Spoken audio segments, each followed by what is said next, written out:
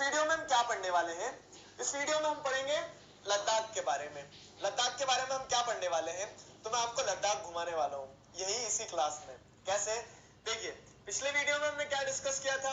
पिछले वीडियो में हम लोगों ने डिस्कस किया था कि किस तरह से इंडिया जो है एक डाइवर्स लैंड है, तरह तरह की लैंग्वेज, तरह तरह के रिलीजन, तरह तरह के कल्चर वाले लोग इंडिया में रहते हैं। ठीक है, वो हमने पिछले वीडियो में डिस्कस किया था। फिर मैंने आपको क्या बताया था कि हम दो रीजन से कंपेयर करेंगे उन चीजों को। वो दो रीजन कौन कौन से हैं? तो वो दो रीजन में हम क्या पढ़ेंगे, एक लद्दाख और दूसरा केरला। तो मैं आपको लद्दाख की डिटेल्स बताऊंगा कि लद्दाख में कैसे डाइवर्सिटी, लद्दाख कैसे डाइवर्स है, कैसे वो अलग है जो हम देखते हैं उससे। अच्छा, अभी कोई स्टूडेंट्स अगर लद्दाख से हैं तो वो मुझे बताएंगे कि हाँ मैं लद्दाख से हूँ। ठीक, तो हम स्टार्ट करते हैं। देखो, Ladakh is in the eastern part of erstwhile Jammu Kashmir, now it is a union territory. जैसे हमने आपको दिखाया था, ये देखो कि लद्दाख क्या है, पहले जो पूरा जम्मू कश्मीर स्टेट था, ठीक है, और अब क्या कहलाता है वो, अब लद्दाख एक यूनियन टेरिटरी है। तो ये यूनियन टेरिटरी और स्टेट में क्या फर्क होता है? तो यूनियन टेरिटरी मतलब वो वाला एरिया जिसको कौन, यूनियन गवर्नमेंट गवर्न करती है, और स्टेट मतलब एक स्टेट होता है। तो अब वो स्टेट नहीं है, अब वो यूनियन टेरिटरी है। पहले वो किस स्टेट का पार्ट था? जम्मू एंड कश्मीर का पार्ट था लद्दाख। ठीक है, तो it is a cold desert. अब कोल्ड डेजर्ट क्या होता है, देखो समझाता हूँ। ये आपको दिख रहा है पूरा बैरन, एकदम बैरन, बंजर सा दिख रहा है, ये बैरन लैंड है ऐसी यहाँ पे। तो ये जैसा डेजर्ट होता है ना, एकदम पूरा सुनसान, कोई पेड़ नहीं, कोई पौधे नहीं, उस तरह से ही होता है, बैरन होता है पूरा। लेकिन फर्क ये हो जाता है कि रेगिस्तान जो होता है, ठीक है, जो राजस्थान वाले रेगिस्तान है, मतलब राजस्थान के जो डेजर्ट है वो बहुत गर्म होते हैं, और लद्दाख जो है बहुत ठंडा होता है। अब यहाँ ठंडा क्यों होता है? यहाँ रेफ्रिजरेटर होते हैं बहुत सारे। नहीं, ऐसा नहीं है। ये कोल्ड डेजर्ट इसलिए होता है क्योंकि यहाँ पर क्या होता है, यहाँ पर एल्टीट्यूड ज्यादा है। एल्टीट्यूड मतलब जैसे पहाड़ों के बीच में ना, पहाड़ों पे बसा हुआ है, हाइट ज्यादा है। तो जैसे जैसे हम हिल स्टेशन पे जाते हैं, ऊपर जाते, तो एटमॉस्फेयर कैसा होने लगता है? एटमॉस्फेयर कोल्ड होने लगता है ना, मॉडरेट होने लगता है, ठंडा होने लगता है। तो उसी कारण से यहाँ पे क्या रहता है, यहाँ पे हमेशा ठंड रहती है, बहुत ज्यादा ठंड रहती है। विंटर्स में ये इसी तरह से स्नो में कवर्ड रहता है और पूरा। ठीक है, तो ये लद्दाख है, और लद्दाख को कोल्ड डेजर्ट कहा जाता है। क्यों? क्योंकि ये ठंडा रहता है और है डेजर्ट की तरह, मतलब रेनफॉल नहीं होती, पूरा सूखा रहता है और बंजर जमीन है। ठीक है, जैसी जमीन डेजर्ट की होती, जमीन सेम रहेगी, बस फर्क यह जाएगा कि राजस्थान के जो डेजर्ट होंगे वो क्या होंगे, हॉट डेजर्ट, और ये कोल्ड डेजर्ट होंगे। क्लियर है? चलो, अब देखो क्या है, और आगे आने वाली क्लासेस में 7th 8th में आप पढ़ोगे इनके बारे में बहुत अच्छी तरह से कि हॉट डेजर्ट क्या होते हैं, कोल्ड डेजर्ट क्या होते हैं, सारी चीजें एक्सटेंसिवली पढ़ोगे। ठीक है, very little agriculture is possible here. Agriculture क्यों नहीं हो पाता है? क्यों? सवाल आपके मन में भी आया है ना, तो कारण उसका क्या है? क्योंकि ये ठंडा है। कोल्ड डेजर्ट तो है ही है, उसी के साथ साथ में क्या है कि ठंडा है, ठंडा इन द सेंस कि बहुत ज्यादा ठंड पड़ती है, एक कारण वो हो गया। दूसरा, यहाँ पे डेजर्ट है तो जमीन पूरी बंजर है। तीसरा कारण हो गया, बारिश नहीं होती है। ठीक है, लद्दाख में बारिश नहीं होती है, लद्दाख बहुत कम बारिश होती है, तो Ladakh receives no rainfall and is covered in snow. और पूरे टाइम इस तरह से विंटर्स में most of the time it is covered under the snow. अब जब बर्फ में ढका हुआ रहेगा तो यहाँ पे आप खेती कहाँ करोगे? बर्फ के ऊपर नहीं कर पाओगे ना। तो receives no rainfall and is covered in snow for a large part of the year। एक लंबे समय तक ये किसमें कवर्ड रहता है? स्नो में कवर्ड रहता है, और बारिश नहीं होती है। तो ये लद्दाख का क्या होगा, ये इसी कारण से लद्दाख में खेती नहीं हो पाती है। ठीक, for drinking water people depend on the melting snow. अब जब पीने के लिए पानी चाहिए रहता है लोगों को, तो पीने का पानी कहाँ से लाते हैं? वो लद्दाख से ऊपर से नीचे आते हैं दिल्ली, और दिल्ली से पानी भर के ले जाते हैं। नहीं, ये जो स्नो है ना, ये स्नो क्या करता है? मेल्ट करता है। स्नो जब मेल्ट करता है तो नदी के फॉर्म में पानी बहता हुआ चले जाता है, तो वो वहां से पानी क्या करते हैं? भर लेते हैं और फिर पानी पीते हैं। तो लद्दाख में ड्रिंकिंग वाटर के लिए लोग किस चीज पर डिपेंडेंट होते हैं? मेल्टिंग स्नो के ऊपर। जब बर्फ पिघलकर पानी बन के बहता है ना, तब वो उस चीज को यूज करते हैं पीने के पानी की तरह। आगे समझ में? विंटर्स में ज्यादा दिक्कत जाती है, विंटर्स में क्योंकि बर्फ पिघलता नहीं, बर्फ जमती जाती है। और ठीक है, आगे देखते हैं क्या है।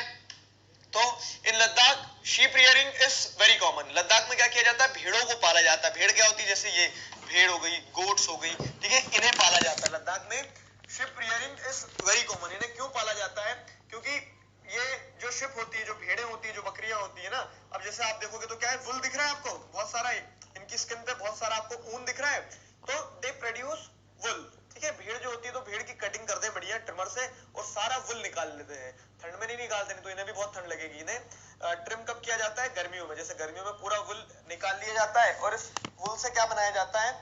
Pashmina shawls are made out of that. ठीक है, ये इस तरह से जो शॉल होती है, पश्मीना शॉल, ठीक है।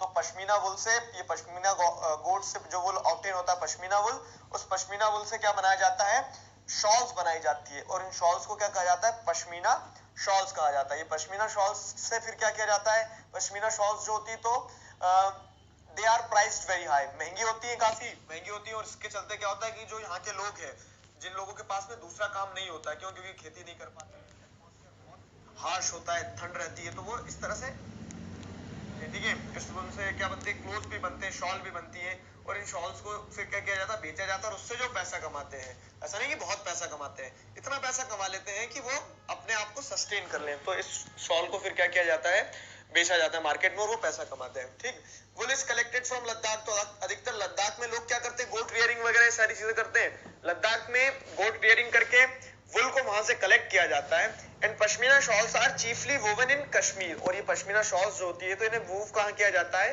इन्हें वूव किया जाता है कश्मीर में ले जाकर, इन्हें कश्मीर में ले जाकर क्या किया जाता है, इनको इस वुल से इस तरह की शॉल बनाई जाती है। फूड की बात करें अगर, तो people eat meat and milk products, लोग क्या खाते हैं, ठीक है, तो people eat meat and milk products, यहाँ के लोग मीट खाते हैं, अब जो जानवर पाले हैं तो इन्हीं का मीट भी खाते हैं, ठीक है, ऐसा नहीं है, ठीक, दूसरे जानवर भी होते हैं जैसे चिकन वगैरह, तो वो इस तरह से मेनली डिपेंडेंट होते हैं एनिमल्स पे, they eat meat and milk products. Milk products कहां से आते हैं, तो each family own some goats, cows and dzos. Dzos क्या होता है, डजोस मतलब याक काउ, याक देखिए आपने, याक इस तरह से जो बड़ा सा बैल जैसा दिखने वाला बहुत हैवी सा होता है, ये माउंटेनियस एरियाज में पाया जाता है, क्यों, क्योंकि बहुत शक्तिशाली होता है, इसकी पीठ पे बहुत सारा सामान डाल दो, पीठ पे बहुत सारा सामान डाल दो और ये आपको ढो के ऊपर ले जाएगा, ऊपर से नीचे लाएगा, ये काम करता है। तो जो फीमेल याक होती है ना, तो याक काउ जिसे कहा जाता है, उसे क्या कहा जाता है, डजोस। तो याक काउस जो होती है वो क्या करती है, वो मिल्क भी देती है ना, तो इस सेंस में each family owns some goats, cows and dzos, जिन्हें याक काउस कहा जाता है। क्लियर है, ये हो गया कहाँ का, ये हमने लद्दाख के बारे में इतनी डिटेल देखी।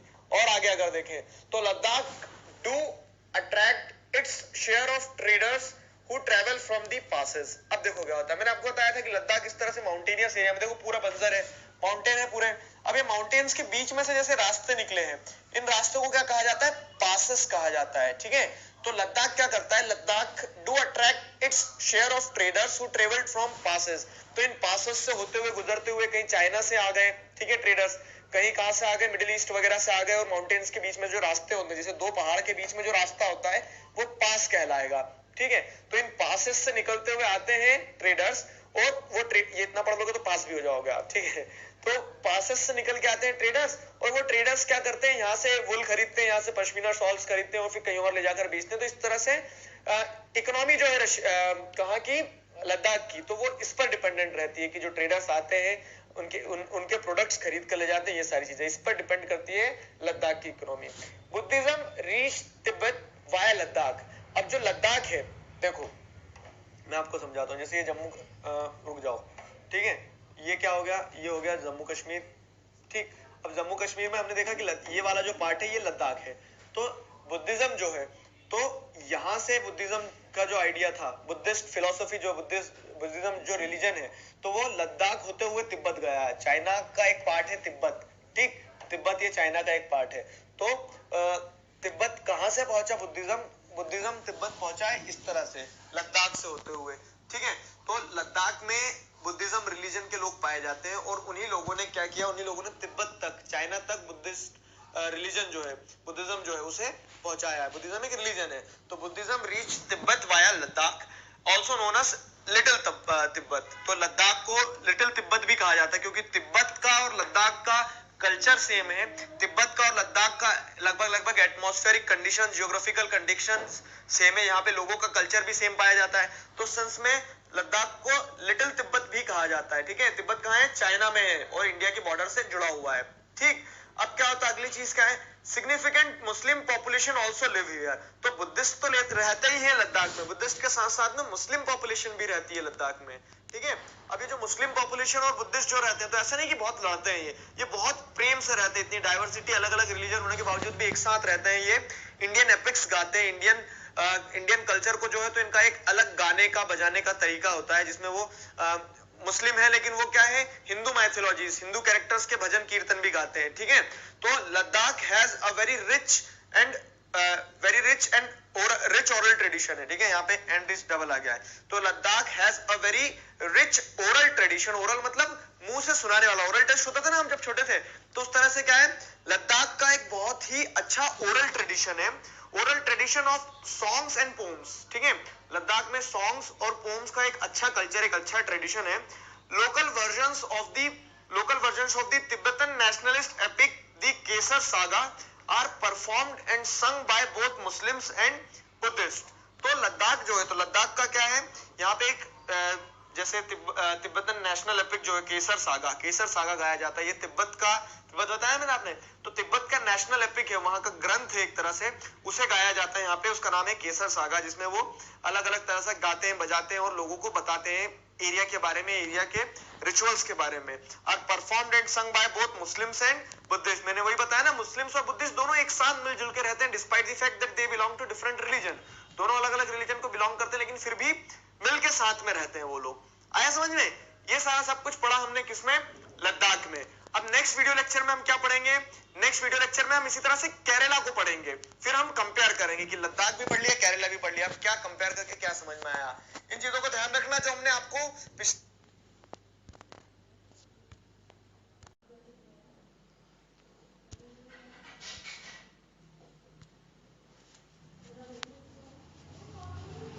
इस वीडियो में हम क्या पढ़ने वाले हैं, इस वीडियो में हम पढ़ेंगे केरला के बारे में। अभी तक हमने क्या देखा, पिछले वीडियो में हम लोगों ने लद्दाख के बारे में पढ़ा था, लद्दाख कंप्लीट हो गया। अब इस वीडियो में हम केरला के बारे में पढ़ेंगे। केरला क्या, देखिए हम डाइवर्सिटी पढ़ रहे हैं, समझना इस चीज को, class 6 civics chapter understanding diversity. हमने देखा किस तरह से लद्दाख में डाइवर्स कल्चर, अलग अलग लैंग्वेज बोलने वाले लोग, अलग अलग रिलीजन को फॉलो करने वाले लोग, उनका रहन सहन अलग है, उनका खाने का तरीका अलग है, खाने की चीजें अलग है, ठीक है, वो लैंग्वेज अलग बोलते हैं, वहां डाइवर्सिटी है। अब हम केरला को समझते हैं कि केरला में क्या कल्चर है, क्या करते हैं, क्या खाते हैं, कैसे रहते हैं, यही सारी चीजें हम केरला के बारे में पढ़ेंगे। क्लियर है? तो Kerala is a state in south west corner of India. अब देखो साउथ वेस्ट क्या आपको डायरेक्शन समझना है, एक नॉर्थ होता है, ऊपर की तरफ ये क्या है, नॉर्थ इंडिया ऐसा है, नीचे की तरफ क्या है, साउथ है, ठीक है, ये साउथ हो गया, इधर ईस्ट होगा क्योंकि इधर से सूरज निकलता है, तो ये ईस्ट, और ये क्या होगा, वेस्ट होगा। अब इंडिया में अगर आप केरला को देखोगे तो ये है केरला, ठीक है, ये साउथ में भी है और वेस्ट में है, तो साउथ वेस्टर्न स्टेट कहा जाता है केरला को, या फिर Kerala is a state in south west corner of India, ठीक है, surrounded by the sea on one side and hills on the other. Kerala जो होता है तो कैसा है, केरला एक साइड पे केरला के पास में सी है, ये समुद्र दिख रहा है, इधर इधर पूरा ये ग्रीन कलर है, तो इसको ग्रास मत समझना आप, ठीक है, ये ग्रीन कलर क्या है, ये ग्रीन कलर सी है, मतलब वो बता रहा हूं, इसको ग्रास नहीं समझना है। Surrounded by the sea on one side, इस साइड सी हो गया पूरा, और दूसरी तरफ यहाँ पे क्या है, माउंटेन्स है, वेस्टर्न घाट कहा जाता है जिसे, तो इस तरफ माउंटेन हो गए, इस तरफ सी हो गया, और बीच में क्या हो गया, बीच में हो गया केरला, सैंडविच बन गई केरला की, किसके बीच में, सी और माउंटेन के बीच में, तो ये है केरला, ठीक। अब केरला में क्या होता है, आप देखो यहाँ पे लद्दाख से कंपेयर करोगे तो यहाँ कोई माउंटेन नहीं है, मतलब माउंटेन तो है सॉरी, यहाँ कोई सी नहीं है, पानी का कोई सोर्स नहीं है, यहाँ पे क्या है, पूरा सी ही सी है, समुद्री लगा हुआ है, तो यहाँ का क्लाइमेट और यहाँ के क्लाइमेट में बहुत फर्क होगा, यहाँ ह्यूमिड क्लाइमेट रहता है, गर्मी भी होती है और ठंडी हवाएं भी चलती है, वहां ऊपर सिर्फ ठंडा ही ठंडा रहता है सब कुछ।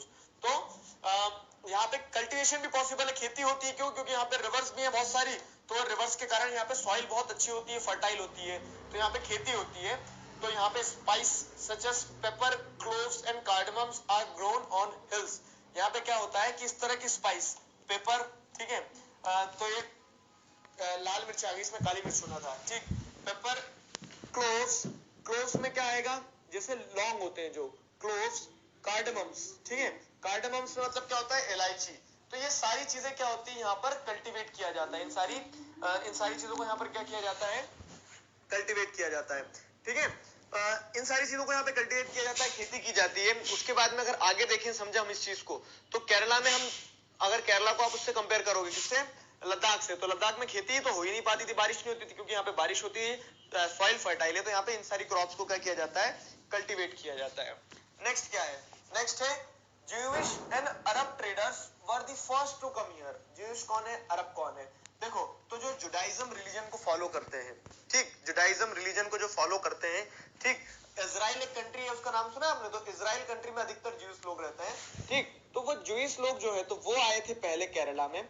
उसी के साथ साथ अरब ट्रेडर्स मतलब कौन? अरब ट्रेडर्स जैसे हमने देखा था जो माउंटेन के बीच में पासेस थे, वहां से ट्रेड करने के लिए लोग लद्दाख जाते थे ना, वैसे ही अरब ट्रेडर्स शिप के थ्रू, जब जहाज में बैठे वो, तो जहाज के थ्रू वो मिडिल ईस्ट से, सऊदी अरेबिया वगैरह जो है ना, सऊदी अरेबिया तो वो अरब, वहां से वो लोग आए थे कहां? केरला। तो वो शिप से ऐसे आए, अरब ट्रेडर्स भी आए, ज्यूज भी आए। फिर उसके बाद में Saint Thomas the apostle of Christ मतलब सेंट थॉमस जो थे तो he was the apostle of Christ, यानी वो जीसस क्राइस्ट के क्या थे? एक तरह से शिष्य थे, ठीक है। जिन्होंने क्या किया? जिन्होंने जीसस क्राइस्ट के मैसेज को दुनिया तक पहुंचाने का जिम्मा अपने सिर पर लिया। तो अपोस्टल ऑफ क्राइस्ट मतलब जीसस क्राइस्ट के जो शिष्य थे, इनका नाम था सेंट थॉमस। ये ऐसा माना जाता है कि 2000 साल पहले, ठीक है, is credit to bring Christianity in India 2000 years ago. तो 2000 साल पहले उन्हें क्रेडिट दिया जाता है कि उन्होंने क्रिश्चियनिटी को इंट्रोड्यूस करवाया। कहां पर?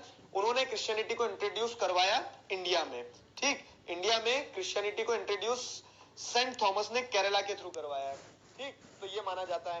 तो यहाँ पे क्रिश्चियंस भी है, एक मेजोरिटी पॉपुलेशन जो है केरला में क्रिश्चियंस की है। इब्न बतूता, ये ध्यान रखना है, Ibn Battuta traveller who wrote a travelogue. Traveller कौन होता है? जो एक जगह से दूसरी जगह ट्रैवल करता है, ठीक है। He was from Morocco.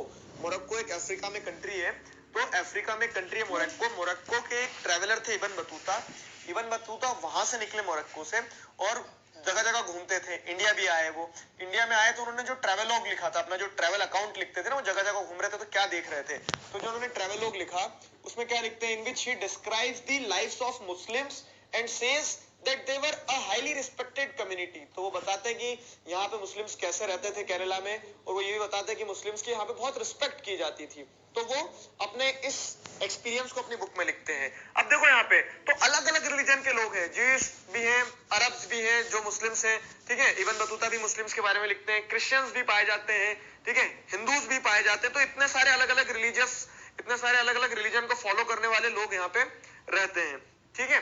अब देखो क्या है, due to this historical influences, अब आपने देखा वहां पे अरब्स भी आए, ज्यूज भी आए, क्रिश्चियंस भी आए, सारे लोग आए। तो इस हिस्टोरिकल इन्फ्लुएंस के चलते people in Kerala practice different religions, ठीक है। तो अलग अलग तरह की रिलीजियस प्रैक्टिसेस को और अलग अलग रिलीजन्स को फॉलो करते हैं यहाँ के लोग, सच एज जुडाइज्म, इस्लाम, ठीक है, मुस्लिम्स हो गए, ज्यूस हो गए, क्रिश्चियंस हो गए, क्रिश्चियनिटी, हिंदूज और बुद्धिज्म, सारे रिलीजन के लोग यहाँ पे पाए जाते हैं, ठीक।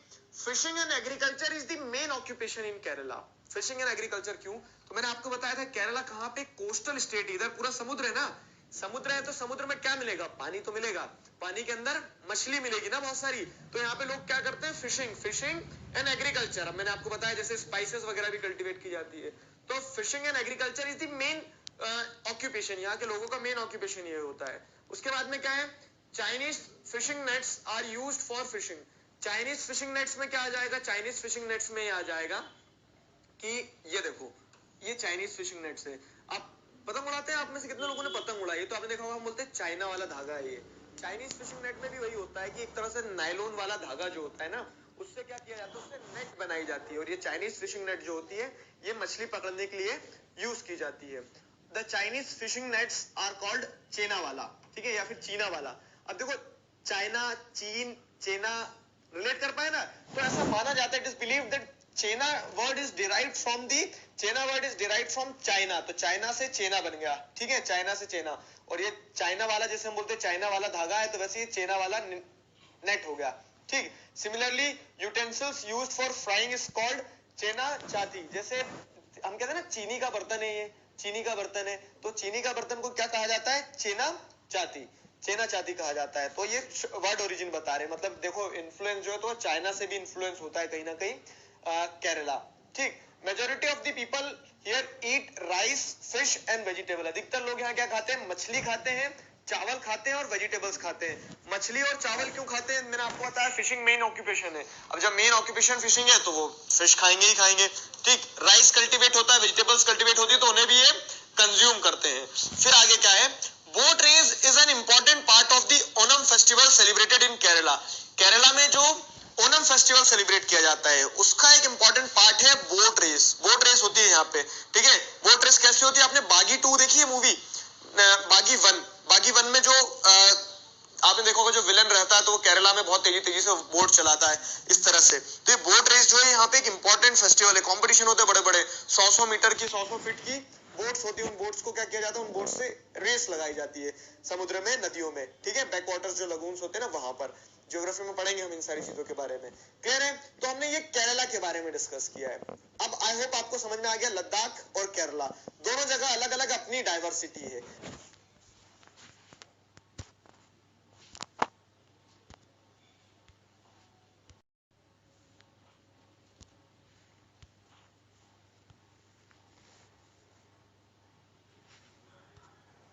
इस वीडियो में हम क्या पढ़ने वाले हैं? इस वीडियो में हम पढ़ेंगे comparison between Ladakh and Kerala. देखिए हमारा चैप्टर क्या था, अभी तक हम लोगों ने क्या पढ़ा? अभी तक हम लोगों ने पढ़ा कि किस तरह से डाइवर्सिटी जो होती है वो एक बहुत एसेंशियल पार्ट है, बहुत जरूरी है हमारी लाइफ के लिए, ठीक है। हमने देखा कि डाइवर्सिटी होगी तभी हमें क्या लगेगा, हमारी जो दुनिया है वो सुंदर लगेगी, खूबसूरत लगेगी। अब देखो हमने डाइवर्सिटी को समझा कि कैसे area to area, historical context पे, ठीक है, वहां के जियोग्राफिकल फैक्टर्स पे, वहां के कल्चर, वहां का लोगों का रहने का तरीका, वहां के लोगों का खाने का तरीका बदलता जाता है, ठीक है। अब हम यही देखने वाले हैं कि जब ये सारी चीजें बदलती है तो लद्दाख और केरला हमने दो अलग अलग जगह देखी, एक इंडिया के एकदम टॉप मोस्ट पॉइंट पे है और एक इंडिया के एकदम बॉटम मोस्ट पॉइंट पे है, दोनों जगह अलग अलग तरह से देखा। अब हम ये समझते हैं कि दोनों को अगर कंपेयर करते हैं तो क्या डिसिमिलरिटीज हैं, क्या सिमिलरिटीज हैं, वही सारी चीजें इस वीडियो लेक्चर में हम डिस्कस करने वाले हैं।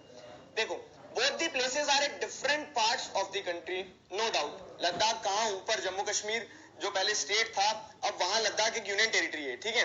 और अगर केरला देखोगे तो south India, south western state है केरला। तो केरला और लद्दाख दोनों कितनी कितनी दूर है, मैप पर भी बताया था हमने आपको, ठीक है। तो डिस्टेंस है काफी, दोनों अलग अलग जगह है। और इसी के चलते क्या होता है, हैविंग डिफरेंट जियोग्राफिकल फीचर्स, दोनों जगह पे अलग अलग जियोग्राफिकल फीचर्स हैं। कैसे? तो जैसे लद्दाख हमने क्या देखा, एक कोल्ड डेजर्ट है जहां पे क्या है, बंजर जमीन है और बहुत ठंड रहती है। लेकिन केरला को हमने जब समझा तो केरला में क्या देखा कि वो कोस्टल स्टेट है, वहां पर फिशिंग वगैरह होती है, वहां पे सॉइल भी फर्टाइल है, उसी के साथ साथ में क्या तरह तरह की स्पाइसेस कल्टीवेट की जाती है। तो दोनों जगह के अगर जियोग्राफिकल फीचर्स को देखोगे, आप दोनों जगह के क्लाइमेट को देखोगे, दोनों जगह वातावरण भी अलग रहता है, ठीक है। यहाँ बारिश वगैरह भी हो जाती है केरला में, लेकिन लद्दाख में बारिश भी नहीं होती है। तो geographical features are totally different. अब उस जियोग्राफिकल फीचर के ऊपर ही चलते हुए क्या होता है, वहां के लोगों का रहना सहना बदल जाता है, जो हमने डिस्कस कर चुके हैं पिछले वीडियोस में। कैसे रहना सहना बदल जाता है? तो लद्दाख के लोग जो रहते हैं, लद्दाख के लोग क्योंकि बहुत ठंड रहती है तो वो कैसे रहेंगे, बहुत ठंड रहती बहुत ज्यादा, तो उनको उस हिसाब से मॉडिफाई करके जीना पड़ता है अपने लाइफ को। विंटर वेयर्स वगैरह ज्यादा पहन के रखना पड़ते हैं, ठीक है। वहां पे लाइफ थोड़ी सी हार्ड होती है। केरला में आप देखोगे तो मॉडरेट टाइप से क्लाइमेट रहता है, तो उतना ज्यादा प्रॉब्लम्स नहीं रहती है। अब उसी के कारण क्या है कि वहां के लोगों का ड्रेसिंग सेंस और केरला के लोगों का ड्रेसिंग सेंस अलग हो जाएगा। आया समझ में? तो क्या क्या समझ आया हमने कि जियोग्राफी के ऊपर डिपेंड करता है कि वहां के लोगों का ड्रेसिंग सेंस कैसे रहेगा। अलग अलग ड्रेसिंग सेंस मतलब क्या हो गया, डाइवर्सिटी। तो आपको ड्रेसिंग सेंस नहीं समझना है, आपको समझना यह है कि कैसे जियोग्राफिकल फैक्टर डाइवर्सिटी को ऐड करते हैं, ठीक है। वहां के लोग अलग तरह से रहेंगे, केरला के लोग अलग तरह से रहेंगे, ये डाइवर्सिटी ऐड करता है, ठीक। But both the regions have seen similar cultural influences. अब ऐसा नहीं है कि डाइवर्स है तो एकदम ही अलग हो गए, दोनों को अलग अलग कर दो। कल्चरल इन्फ्लुएंस की अगर बात की जाए, मतलब दोनों ही जो एरियाज हैं, लद्दाख भी और केरला भी, तो दोनों जगह सिमिलर कल्चरल इन्फ्लुएंसेस होते हैं। सिमिलर कल्चरल इन्फ्लुएंसेस मतलब क्या? सिमिलर कल्चरल इन्फ्लुएंसेस जैसे both are influenced by Chinese and Arab traders. Chinese and Arab traders, wait a minute, ठीक है। Both are influenced by Chinese and Arab traders में हम क्या देखेंगे, चाइनीज एंड अरब ट्रेडर्स जैसे हमने देखा था कि सिल्क रूट वाला जो रास्ता था, तो उसके थ्रू कहां से आते थे ट्रेडर्स? हमने देखा कि हिमालयन पासेस के थ्रू से होते हुए जाते थे और तिब्बत पहुंच जाते थे, मतलब लद्दाख भी बीच में पड़ता था, तो वहां पे अरब ट्रेडर्स भी जाते थे। चाइना से लगा हुआ है लद्दाख, तो वहां पे चाइनीज इन्फ्लुएंस था। लेकिन अगर बात की जाए किस चीज की, बात की जाए केरला की, तो केरला के ऊपर कैसे इन्फ्लुएंस था? तो हमने देखा कि अरब ट्रेडर्स जो थे, ज्यूस और Arabs, they were the first to visit the Kerala, यही डिस्कस किया था।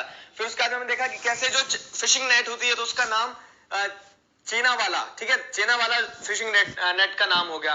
तो ये सारी चीजें बताती कि कल्चरल इन्फ्लुएंस जो रहता है तो वो ऐसा नहीं है कि लद्दाख में ही होगा या फिर सिर्फ केरला में ही होगा, सभी जगह कल्चरल इन्फ्लुएंसेस रहते हैं, ठीक। तो डिसिमिलरिटीज है या फिर कह सकते हो डाइवर्सिटी है, diversity will be the right term. तो डाइवर्सिटी है और डाइवर्सिटी के साथ साथ क्या है, सिमिलैरिटी भी है, कल्चरल इन्फ्लुएंसेस सेम है। और उसी के साथ साथ एक सिमिलैरिटी ये है कि डिस्पाइट बीइंग डिफरेंट, ठीक है, both the places are different. कैसे, केरला अलग है पूरा और लद्दाख पूरा अलग है हमने देखा, लेकिन उसके बावजूद भी वो दोनों किस देश के पार्ट है, इंडिया के। तो सिमिलैरिटीज भी है, डिससिमिलैरिटीज भी है, ठीक।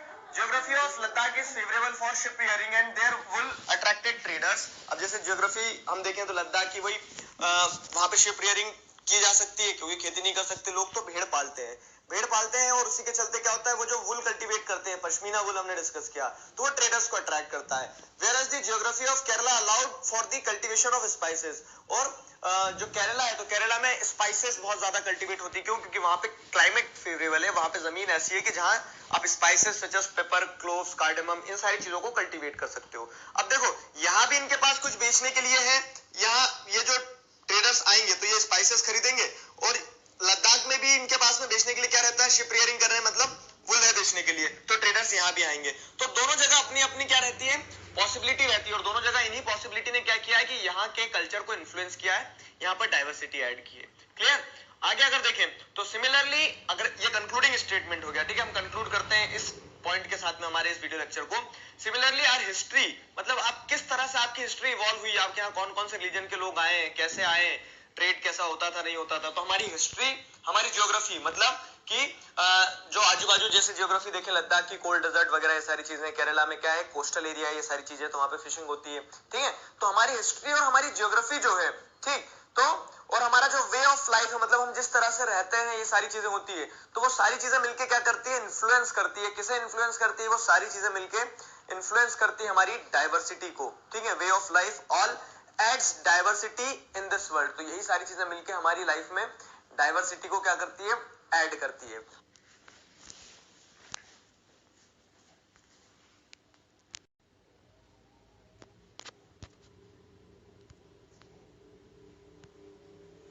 इस वीडियो में हम पढ़ेंगे unity in diversity, last topic है हमारे चैप्टर का, थ्योरी पार्ट। इसके बाद में क्वेश्चन आंसर्स डिस्कस करेंगे हम, जो एनसीईआरटी में क्वेश्चंस दिए ना आपको, उन क्वेश्चंस को भी डिस्कस करेंगे। बाकी पहले इस टॉपिक को समझते हैं हम, इंटरेस्टिंग है। क्या समझ में आता है आपको इस हेडिंग से, unity in diversity, unity in diversity, unity, unity से क्या समझ में आया कि हम एक हैं, डाइवर्सिटी हम आपको बता ही चुके हैं, तो मतलब भिन्नता में एकता, जो अलग अलग डिफरेंसेस है हमारी सोसाइटी में, वो सारे डिफरेंसेस हमें क्या बनाते हैं, एक बनाते हैं। अब आप कंफ्यूज हो गए होंगे, डिफरेंसेस एक कैसे बना सकते हैं, देखो मैं समझाता हूँ। कितने सारे स्टेट्स हैं, 28 स्टेट्स हैं, अलग अलग स्टेट्स, अलग लैंग्वेज, अलग कल्चर, अलग वहां का रहने का, लोगों का रहन सहन अलग है, वहां लोगों का खाने का तरीका अलग है, ठीक है, वहां की कल्चरल प्रैक्टिसेस, हो सकता है रिलीजन भी, कंपोजिशन वेरी करता हो। अब इतनी ज्यादा डाइवर्सिटी है, उस पूरी डाइवर्सिटी के बावजूद भी हम क्या है, एक राष्ट्र है, एक देश है, ठीक है, एक nation, we are a single nation, Indians. तो उस सेंस में क्या है कि हमारी जो डाइवर्सिटी है, वो डाइवर्सिटी ही हमारी स्ट्रेंथ है। आया ना समझ में। अगर एक जैसे ही लोग होते सारे, तो हम क्या लगता कि यार सारे एक जैसे लोग हैं तो कुछ अलग स्पेशल तो है ही नहीं। लेकिन अब हर स्टेट में अलग अलग तरह के लोग, अलग अलग कल्चर, अलग अलग रहने सहने का तरीका, सारी चीजें, तो इतनी डाइवर्सिटी होने के बावजूद भी हम जब इंडियंस बनते हैं, तो वो एक डाइवर्सिटी में क्या हो जाती है, यूनिटी आ जाती है, ठीक है। अब उसी टॉपिक को हम समझते हैं।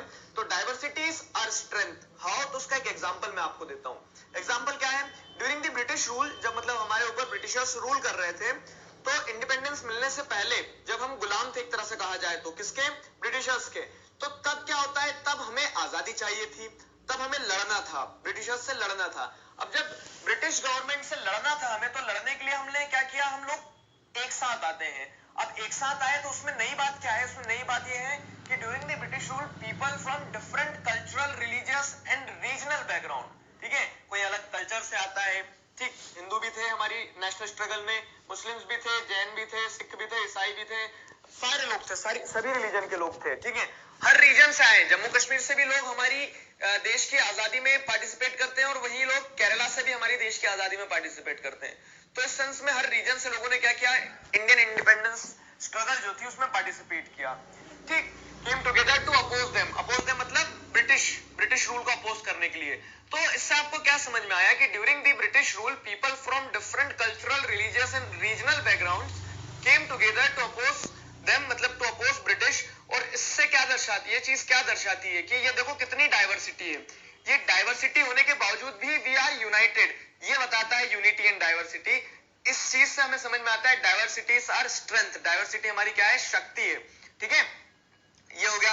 अब उसके बाद में अपोज कैसे किया होगा, अपोज कैसे किया, तो हमारे लोगों ने क्या किया, जैसे रैलीज वगैरह में पार्टिसिपेट करते थे, हमारे लोग क्या करते थे, सारे एक साथ मिलकर ब्रिटिशर्स के लॉस वगैरह जो होते थे उसके अगेंस्ट में प्रोटेस्ट करते थे। तो इन सारी तरीकों से क्या किया, अपोज किया हमने, ठीक है। हमारी जो अलग अलग डाइवर्स ग्रुप थे उन सभी लोगों ने एक साथ आके अपोज किया।